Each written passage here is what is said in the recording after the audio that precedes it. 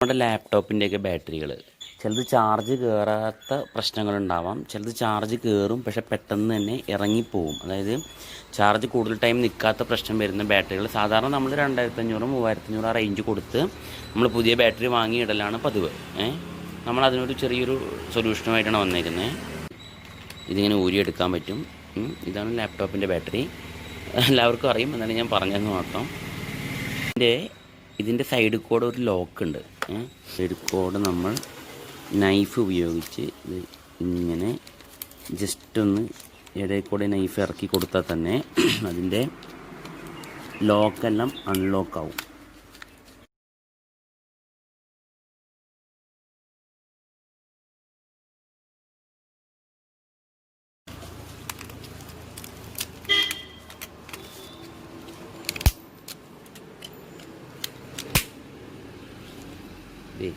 തുറന്നു വന്നു കേട്ടോ. നമ്മൾ ശ്രദ്ധിക്കേണ്ട കാര്യം, നമുക്ക് പിന്നീട് യൂസ് ചെയ്യേണ്ട കേസ് ആയതുകൊണ്ട് ഇത് വളരെ നീറ്റായിട്ട് തന്നെ അഴിച്ചെടുക്കാൻ നോക്കണം. കാരണം പിന്നീട് അടച്ചു വയ്ക്കുമ്പോൾ ഇല്ലെങ്കിൽ സെറ്റായിട്ട് അടച്ചു വയ്ക്കാൻ പറ്റില്ല. ഇതിലൊരു കൺട്രോളിങ്ങിന് വേണ്ടിയിട്ടൊരു ബോർഡെല്ലാം വരുന്നുണ്ട്. ബോർഡ് പോയതാണെങ്കിൽ ഒന്നും ചെയ്യാൻ പറ്റില്ല. ബാറ്ററി ചാർജ് നിൽക്കാത്ത പ്രോബ്ലം ആണെങ്കിൽ നമുക്ക് ബാറ്ററി റീപ്ലേസ് ചെയ്തിട്ട് നമുക്കതിനെ ആംബിയർ കപ്പാസിറ്റി കൂട്ടിക്കൊണ്ട് നമുക്ക് കൂടുതൽ ബാക്കപ്പ് കിട്ടുന്ന തരത്തിൽ, അതായത് കമ്മിയായ ബാക്കപ്പ് തിരിച്ചെടുക്കാൻ പറ്റും. ഇതാണ് നമ്മൾ ഇലക്ട്രോണിക് ഷോപ്പിൽ നിന്ന് വാങ്ങി അതുപോലെ അങ്ങ് അഴിച്ചെടുത്ത് കണക്ട് ചെയ്ത് കൊടുത്താൽ നമുക്ക് വീണ്ടും ബാക്കപ്പ് കൂടി കിട്ടും. ഒരു പ്രത്യേക കാര്യം, ഇതൊക്കെ ആംബിയറുള്ള ബാറ്ററി ആയതുകൊണ്ട് എവിടെയും ലീക്കേജ് വരാതെ വേണം സോൾഡർ ചെയ്യാനും ഡിസ്കണക്ട് ചെയ്യുമ്പോഴെല്ലാം. കാരണം ഷോർട്ടായി കഴിഞ്ഞാൽ ബാറ്ററി ചൂടാവും, വരാത്തതിന് വീണ്ടും പഴയ ബാക്കപ്പ് കിട്ടില്ല. അങ്ങനെ കുറേ പ്രശ്നങ്ങളുണ്ട്. നമുക്ക് നോക്കാം ഏത് ബാറ്ററി പോയി എന്ന്. ഇതാണ് ഒരു അറ്റത്തുനിന്ന് തുടങ്ങുമ്പം ഇവിടെ കൊടുത്തിട്ട് നമ്മൾ ഇവിടെ നോക്കുമ്പോൾ 4.43 കാണിക്കുന്നുണ്ട്. ഓക്കെ, അപ്പോൾ ഈ സെല്ല് പ്രോബ്ലം ഇല്ല. നെക്സ്റ്റ് ഈ സെല്ലാണ്. ഈ സെല്ലിന് നമ്മൾ നോക്കുമ്പോൾ ഈ ജോയിൻറ്റിൽ കൊടുത്തിട്ട് ഇതിലോട്ട് നോക്കുമ്പോൾ ഇതിൻ്റെ 4 കാണിക്കുന്നുണ്ട്. സെയിം. അടുത്തത് ഈ ബാറ്ററി നോക്കി ഈ ജോയിൻറ്റ് കൊടുത്തിട്ട് ഇവിടെ നോക്കുമ്പോൾ അതും 4.43 ഉണ്ട്. ലാസ്റ്റ് സെല്ല് ഇതാണ്. ഇതിൽ നിന്നാണ് ഇത് നോക്കുമ്പോൾ നോക്കിക്കോളൂ, 0 ആണ്. കണ്ടോ, ഇതിൽ വോൾട്ടേജ് ഇല്ല. ഈ സെല്ല് പോയതാണ്. കട്ട് ചെയ്തിട്ട് എൻ്റെ അടുത്ത് പകരം ഒരു ബാറ്ററി ഉണ്ട്. ഞാൻ ആ ബാറ്ററി ഇട്ടിട്ട് ചെക്ക് ചെയ്ത് കാണിക്കാം.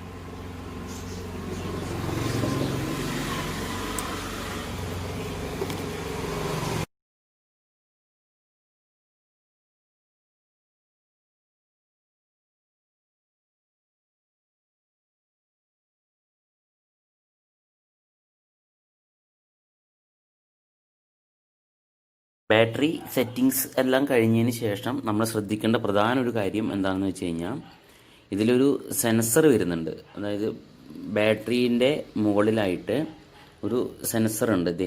ഈ സെൻസർ അവർ ഈ ഗമ്മ വെച്ച് ഒട്ടിച്ചേക്കാണ് കമ്പനി. ആ സെൻസർ ഇളകിപ്പോയിട്ടില്ല എന്ന് ഉറപ്പ് വരുത്തുക. ഇളകിപ്പോരാ എന്നുള്ളത് മാത്രമല്ല, അത് ബാറ്ററിയുടെ ഈ ബോഡിയിൽ കറക്റ്റ് ടച്ച് ആയിട്ടിരിക്കണം. കാരണം എന്നാൽ മാത്രമാണ് ബാറ്ററിയുടെ ഹീറ്റും മറ്റും കാൽക്കുലേറ്റ് ചെയ്തിട്ടാണ് ഇത് ചാർജിങ്. വേറൊരു ഇതാണ്. അതുകൊണ്ട് ആ ഒരു സെൻസർ ഇളകി പോയിട്ടില്ലെന്ന് പ്രത്യേകം എല്ലാവരും ശ്രദ്ധിച്ചിട്ട് വേണം ഇത് പാക്ക് ചെയ്യാൻ. അപ്പോൾ ഔട്ട്പുട്ട് എത്ര ഉണ്ടെന്ന് നോക്കി നോക്കാം. 17.37 കാണിക്കുന്നുണ്ട്. കുറച്ച് നമുക്ക് ലാപ്പിലിട്ടൊന്ന് ചാർജ് ചെയ്ത് നോക്കാം. ഇപ്പം ബാറ്ററി എല്ലാം ഇട്ട് കഴിഞ്ഞതിന് ശേഷം എൻ്റെ കേസ് അടച്ചിട്ടുണ്ട്. ചെറിയൊരു ഗ്യാപ്പ് കാണുന്നുണ്ടെങ്കിലും കുഴപ്പമില്ലാണ്ട് പാക്ക് ചെയ്യാൻ പറ്റിയിട്ടുണ്ട്. വലിയ സ്ക്രാച്ചൊന്നും പറ്റാണ്ട് എനിക്ക് പാക്ക് ചെയ്യാൻ പറ്റിയിട്ടുണ്ട്. നമുക്കിത് ഇതിലോട്ട് ഇട്ടിട്ട് എങ്ങനെയുണ്ട് എന്ന് നമുക്ക് നോക്കാം. ഇപ്പം നമ്മൾ പുതിയ ബാറ്ററി ഇട്ടിട്ട് ഇതാ ചാർജിങ് കയറിക്കൊണ്ടിരിക്കുന്നു. പോയതൊറ്റ ബാറ്ററി ആയിരുന്നു. ഇത് പെർസെൻറ്റേജ് വളരെ കുറവായിട്ടായാലും ഇത് ചാർജ് കയറിക്കൊണ്ടുണ്ട്. ഏകദേശം ഒരു 8% ഇപ്പം ചാർജ് ആയിട്ടുള്ളൂ. ഇനി അത് കയറി വരും. ചാർജ് കയറി വന്നിട്ടുണ്ട്. നോക്കാം നമുക്ക്. കുറച്ച് നേരം ഞാൻ ചാർജർ ഇട്ടിട്ട്